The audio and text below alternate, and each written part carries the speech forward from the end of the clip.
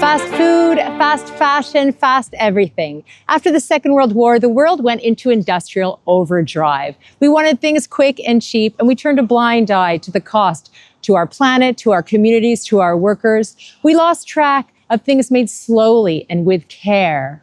But then in the 1980s, a group of friends in the small town of Bra in northern Italy decided to fight back. They created slow food with the ethos of good, clean, fair food for everyone.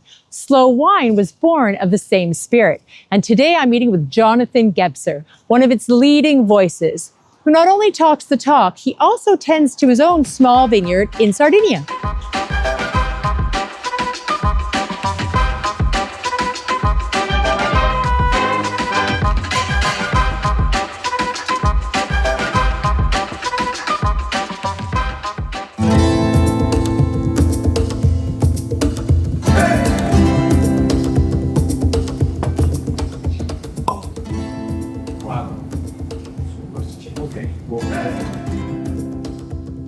So Jonathan, I wanted to introduce you to Noah from HENI because I totally think that your philosophies and everything align so nicely. So for us, kind of slow food and working with what you have is really part of the culture inherently that we like to represent. And we do the same thing with our wines. We bring in our own Lebanese wines from very small producers who have no choice but to kind of be sustainable from year to year, work slowly, and scale in a way that makes sense for the earth first and foremost. Maybe one day Slow Wine will embrace some Lebanese wines in its portfolio. That would be wonderful. That'd be really cool. So you have a tour guide in me if you decide. I'll come back That would be to cool. So what did you bring for us today? I see Skiru Winery. Yes, Skiru, it's wine from Sardinia. This is, I really love this wine. Two young brothers who decided to stay on the land and really work with these old vineyards. This wine here comes from a 100-year-old vineyard. It's mainly Monica, and it's a very particular variety that not many people outside of Sardinia know about. And I thought don't think I'd ever heard of Monica. Had you? I have not, no. It's really gorgeous though. It is so nice. The tannins have a really nice sort of crunchiness. It's bright and vibrant. This reminds me of a couple of dishes we have on the menu. I think our chef would be really stoked.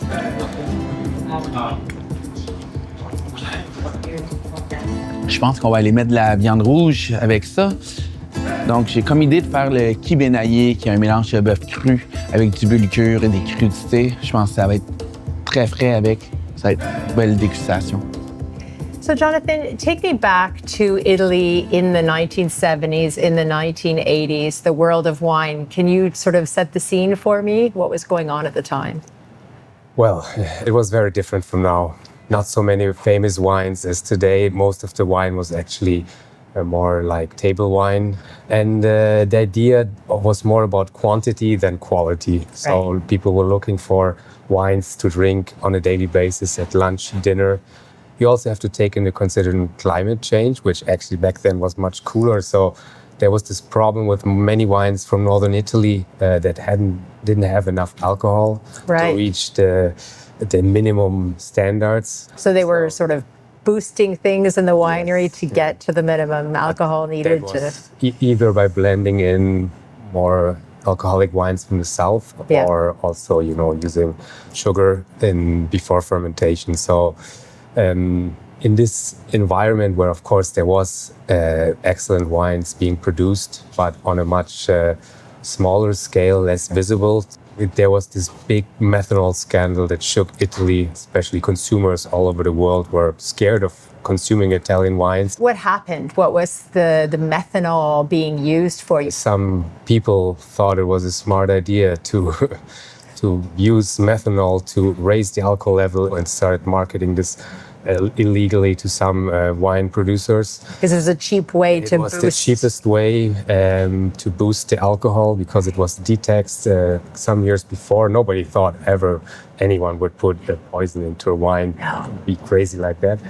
But it happened. Unfortunately, some people lost their lives. Several others remained blind. Huge scandal, if you can imagine, and the reputation of Italian wine was at the lowest probably ever. So And it was a bit of a catalyst at the time. And so in the same region, really, in this tiny little town, Bra, what happened? What was the spark that led to slow food being created? Well, slow food was more like a protest movement, actually, not just directly linked to the wine, but to a resistance to this change in lifestyle, faster, fast-paced life, and a more industrialized food system. Founder Carlo Petrini, who had been writing about food and gastronomy, as they saw this food culture deteriorate, they decided something had to be done to counteract in some way. How did slow food grow to encompass wine? Well, the two things actually went hand in hand since the beginning. As I said, we came from a difficult period where most of it was table wines, and the great producers of the Lange and other areas, they were sort of in the shadow. And so the idea was really highlighting the producers who did great winemaking. The focus on the environmental sustainability came with time. And what were some of the early producers that had that environmental conscious? What were some of the things they were doing that really set them apart? Oh, I mean, if you think about Piedmont, there were people like the Tenuta Migliavacca, the Brezza family. For example, Luigi Brezza, he was, I believe he was the first wine producer in Italy to adopt biodynamic methods. What were his neighbors thinking at the time? That must have been pretty surprising. Oh yeah, I thought he was crazy. The organic and biodynamic has been considered a little awkward until actually very recently. So why would you say awkward? I mean, biodynamics obviously has this aspect that people feel is not very scientific, but you can't deny the fact that these people do put a lot of care and attention to the detail that the way they're growing. Yes, exactly. How did you first cross paths with the slow wine movement? I found a book on bread that I bought the first time I ever went to Italy. Yes. Okay. It was a catalog of local breads, and I was surprised to read that there are actually so many different kinds of breads in the country. So I bought it, and I found out about this movement with the snail, and I was curious about it. And then how did that take you to Bra? I did some research, and I found this university, which I thought sounded too good to be true. I know, a slow food university. It sounds incredible. It was, just about studying gastronomic sciences, which I didn't have an idea existed back then. So you study gastronomic sciences, you're in Bra. At the time, the wine aspect with a guide was already established, although we didn't start officially using slow wine as a title until, I think, 2010? Exactly. While I was there, the idea of this new guide was born because over time, slow food had changed its approach to what quality means. So when was it that we see this movement from focusing on the quality in the glass or on the plate to how we're farming? So there was always a big focus on biodiversity. Biodiversity is essential in safeguarding our food system and traditions, and it's important just for our planet in general. But the very idea of preserving diversity is to make this sustainable in the long run means that you need to protect the environment. Often it's going back to a way of cultivating the vine before certain agrochemicals became available. But it's also, digging up the knowledge that ancient farmers maybe had accumulated over the centuries. So the notion of environmental consciousness, that's really highlighted in your guide today, isn't it? Yeah, I think that's one of the main focuses of our guide.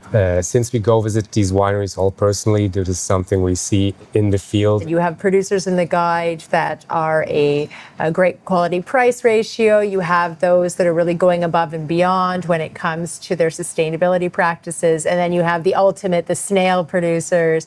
What are some of those moments in the vineyards with those producers where you really think this person deserves to be a snail? It's a funny thing because often you go and then you just make this visit you go to the vineyard and you see them talk about their vines and what they do in the fields, and then maybe you go back to the cellar and they explain everything about it, and then you taste the wines and you really feel a connection between all these three factors of vineyard environment, the producer, and the whole local tradition. And there's this spark. Skiru is one of your newest. Skiru is one of the great examples, like a new wave of Sardinian wine production. I mean, there's a very interesting movement going on there, overlooked for a long time. And you have a personal tie to wine in Sardinia. Yes, I mean, I am the responsible person for the Slow Wine Guide in Sardinia. And you started making your own wine. I do make a little bit of my own wine as well, yes. Ooh! Voici le plat auquel j'ai pensé pour aller avec notre vin. Ça a l'air C'est trop notre bon. fameux kibénaillé qui est là depuis l'ouverture du restaurant. Donc, du bœuf canadien, pulcure, crudité, une sauce à l'ail des bois et des capons. On a notre pain maison, sarrasin et épeautre. Et deux autres, une trempette, une mosaïque d'aubergines grillées, oignons caramélisés et du cache et du petit lait fermenté. Et enfin, le borani, c'est une trempette yogourt kale grillé avec des moules au safran et des herbes. Amazing. Enjoy. Merci beaucoup. Ça a l'air trop bon. Ça sent trop bon. Chin, we have a feast. You're talking about making wine in Sardinia and the amazing community that's being built up there. This moment where one of these producers actually suffered a stroke and wasn't really, it was a very difficult time for him. And friends, one producer in particular, he called together all his friends to go prune their vineyard. So there was this friendship born among small artisan producers from all over the island, so not just one single area. And they keep, it's not an association, it's not a collective, it's just a friendship based on solidarity, and they lend each other a hand whenever anyone needs help. Then, of course, we have also particular wineries who work on this. We recently highlighted the Calafata cooperative in the Luca Hills. They're very much dedicated to a solidarity program, so they involve both disadvantaged people and migrant workers. So really giving these people a chance to integrate into the farming environment, which otherwise Give them would skills, give them work, give them fair voice. pay. Obviously, that's also an important aspect. So when you think about wine going forward, when you think about maybe in 20 years' time, what would you like to see in the world of wine? We need to go to environmental sustainability everywhere. If you like to drink good wine, eat great food, I mean, you have to take into consideration that, you have to leave something for the next generation as well. People are drinking less wine, unfortunately, but I mean, maybe we have to see this from a positive point of view. Yeah. If we're drinking less, but better in a way, that's maybe the message we need. Yes, I mean, the Slovene has always worked on this a lot, where both also in, general meat consumption or other products. Educating people on making the right choices is essential. So you're in town to talk about slow wine and really keep spreading the gospel to wine lovers around the world. This important work that you're doing. And I thank you so much for coming and meeting with me, having this delicious lunch. And so cheers, and to the slow wine movement in 20 years and 50 years, growing and changing.